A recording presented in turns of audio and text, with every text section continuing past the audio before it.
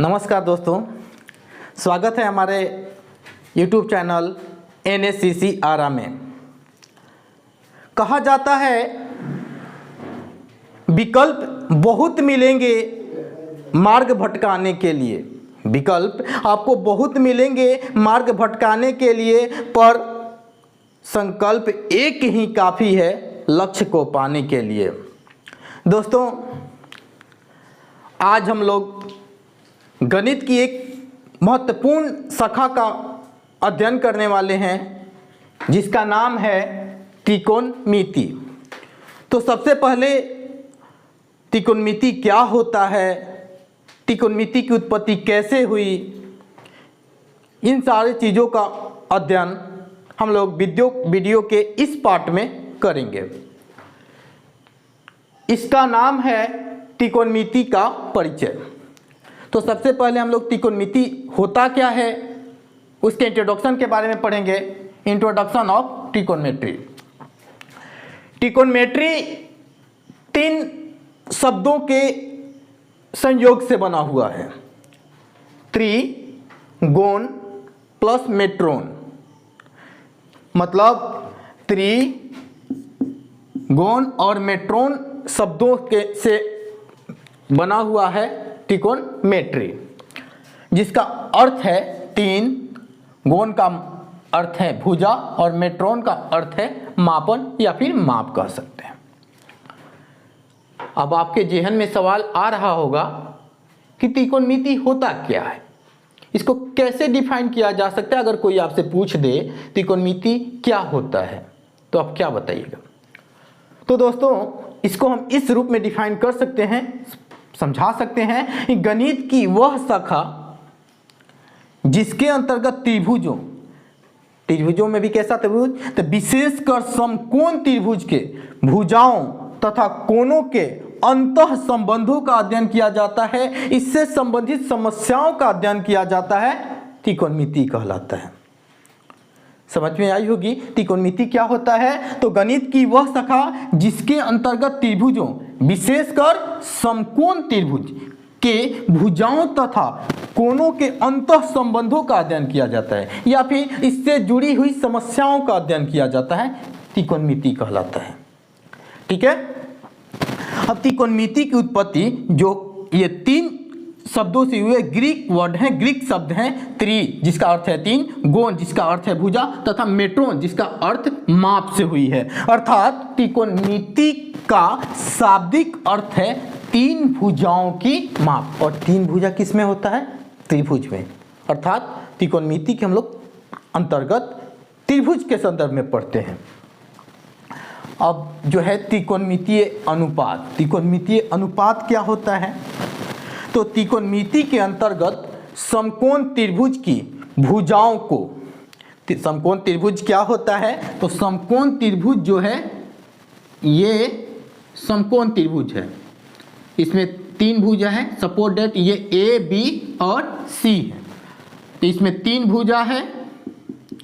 इन 3 भुजाओं के अनुपात को, 2 भुजाओं के अनुपात, ऐसे 2 भुजा ले सकते हैं हम। 2 भुजाओं के अलग अलग अनुपातों को उनके न्यून कोणों के सापेक्ष अध्ययन किया जाता है, जिसे क्या कहते हैं? त्रिकोणमितीय अनुपात कहते हैं। ठीक है। त्रिकोणमितीय अनुपात क्या होता है? तो त्रिकोणमिति के अंतर्गत समकोण त्रिभुज की भुजाओं को उनके न्यून कोणों के सापेक्ष अध्ययन किया जाता है, जिसे त्रिकोणमितीय अनुपात कहते हैं। इनकी संख्या कितनी है? तो इनकी संख्या 6 है।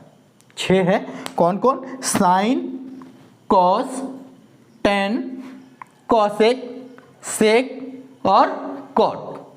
हालांकि ये संक्षिप्त रूप है, तो चलिए हम इसे विस्तार से समझते हैं। साइन, जैसा कि हम बताएं, ये संक्षेप रूप है। साइन का पूर्ण रूप है साइन, SINE, जिसका हिंदी अर्थ है जय। साइन का हिंदी अर्थ क्या है? जय। कॉस, कॉस का पूर्ण रूप है कोसाइन, यानी जिसका हिंदी अर्थ है कोजय।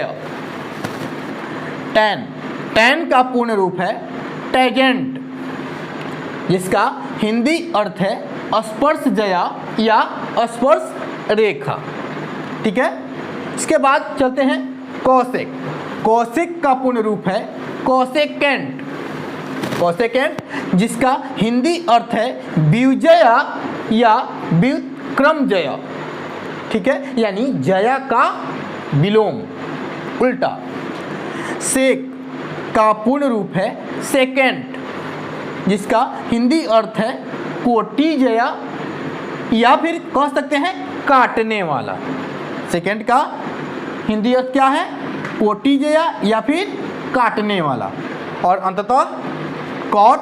कॉट का पूर्ण रूप क्या है? कॉटेंजेंट जिसका हिंदी अर्थ है कोटि स्पर्शजया। जैसा कि हम लोग पहले पढ़े कि त्रिकोणमिति के अंतर्गत हम लोग किस त्रिभुज का अध्ययन करते हैं? समकोण त्रिभुज का। तो चलिए, सपोज दैट ABC एक समकोण त्रिभुज है। ABC एक समकोण त्रिभुज है जिसमें कोण B क्या है? समकोण है। समकोण मतलब क्या है? 90 डिग्री है। ठीक है, तो सबको ये ज्ञात है कि जो समकोण त्रिभुज होता है तो समकोण के सामने वाली भुजा यानी सबसे बड़ी भुजा जो होता है वो कर्ण होता है, जिसको इंग्लिश में हाइपोटेनस कहा जाता है। ठीक है, ये भुजा फिक्स होता है, इसमें कोई परिवर्तन नहीं होता है। और इसके अलावे दो भुजाओं का अलग नामकरण होता है जिसमें एक भुजा का लंब और दूसरे को आधार से व्यक्त किया जाता है। अब सोचिएगा कि इसमें लंब और आधार कौन सा होगा? तो ये परिवर्तनशील होता है, ये परिवर्तित होते रहता है। कैसे परिवर्तित होता है, कैसे बदलता है? तो चलिए देखते हैं। त्रिभुज ABC में, इस त्रिभुज ABC में देखते क्या है? एंगल B क्या है? 90 डिग्री है। कोण B क्या है? 90 डिग्री है। कोण B 90 डिग्री है तो निश्चित तौर पे शेष दो कोण हैं, जो अन्य दो कोण हैं A और C, ये क्या होंगे? न्यून कोण होंगे। अगर कोई भी त्रिभुज में एक कोण समकोण है तो निश्चित तौर पर शेष दोनों कोण क्या होंगे? न्यून कोण होंगे। तो चलते हैं, यदि कोण A, तो यदि कोण A थीटा हो तो A के सामने की भुजा, A के सामने की भुजा यानी BC जो होगा क्या होगा? लंब होगा। ठीक है, A के सम्मुख भुजा, जो सामने की भुजा होगी वो क्या होगा? लंब होगा। और जो संगलन भुजा होगी AB वो क्या होगा? आधार होगा। ठीक है, तो अगर कोण A के सापेक्ष चला जाए तो उस कंडीशन में A के सामने वाली भुजा BC जो होगा लंब होगा और संगलन भुजा AB क्या होगा? आधार होगा। और AC कर्ण फिक्स है, कर्ण में कोई चेंजिंग नहीं होती है, कोई परिवर्तन नहीं होती है। तो अब आपके मन में, आपके जेहन में सवाल उठेगा, क्या कोण C के लिए ये बदल जाएगा? तो जी हाँ, एंगल C के लिए ये कंडीशन चेंज हो जाएंगे, बदल जाएंगे। कैसे? तो अगर एंगल C, कोण C को हम थीटा लेके चलते हैं, कोण C के सापेक्ष चलते हैं, तो उस कंडीशन में AB, कोण C के सामने वाली भुजा AB जो होगा लंब का काम करेगा और संगलन भुजा जो BC है वो क्या काम करेगा? आधार का काम करेगा। ठीक है, कोण C के सम्मुख भुजा लंब का और संगलन भुजा जो क्या है? आधार का काम करेगा। AC तो फिक्स है, AC जो है कर्ण है। इसके बाद त्रिकोणमिति में अगर हम चलते हैं तो इसमें बहुत अहम भूमिका है एक गणितज्ञ की जिनका नाम है पाइथागोरस। पाइथागोरस नामक मैथमेटिशियन ने समकोण त्रिभुज की भुजाओं के संदर्भ में एक प्रमेय का प्रतिपादन किया था जिसे पाइथागोरस प्रमेय के नाम से जाना जाता है। उन्होंने त्रिभुज, समकोण त्रिभुज की भुजाओं के संबंध के बारे में बताया था कि इसमें सबसे बड़ी भुजा जो है यानी कर्ण जो है, इसका वर्ग अन्य दो भुजाओं के वर्गों के योग के बराबर होता है। यानी कर्ण स्क्वायर बराबर लंब स्क्वायर प्लस आधार स्क्वायर। कर्ण स्क्वायर बराबर लंब स्क्वायर प्लस आधार स्क्वायर। तो अगर हम स्क्वायर को हटाते हैं तो स्क्वायर को हटाते हैं तो इक्वल के उस तरफ यानी बराबर के उस तरफ क्या हो जाएगा, अंडर रूट, यानी कर्ण बराबर अंडर रूट लंब स्क्वायर प्लस आधार स्क्वायर। ठीक है, और इस सूत्र से, इस प्रमेय से हम लंब का भी निकाल सकते हैं और आधार का भी। जैसे लंब स्क्वायर का निकालना चाहें तो ये प्लस आधार स्क्वायर जो है कर्ण स्क्वायर के साथ क्या हो जाएगा, माइनस हो जाएगा, यानी लंब स्क्वायर बराबर कर्ण स्क्वायर माइनस आधार स्क्वायर। और जस्ट लाइक वैसे ही अगर हम स्क्वायर को हटाते हैं तो लंब बराबर क्या हो जाएगा, अंडर रूट कर्ण स्क्वायर माइनस आधार स्क्वायर। ठीक है, और आधार स्क्वायर बराबर क्या होगा, कर्ण स्क्वायर माइनस लंब स्क्वायर, यानी अगर हम स्क्वायर को हटाते हैं तो आधार बराबर अंडर रूट कर्ण स्क्वायर माइनस लंब स्क्वायर। अब हम पीछे चर्चा किए हैं विलोम यानी अपोजिट का।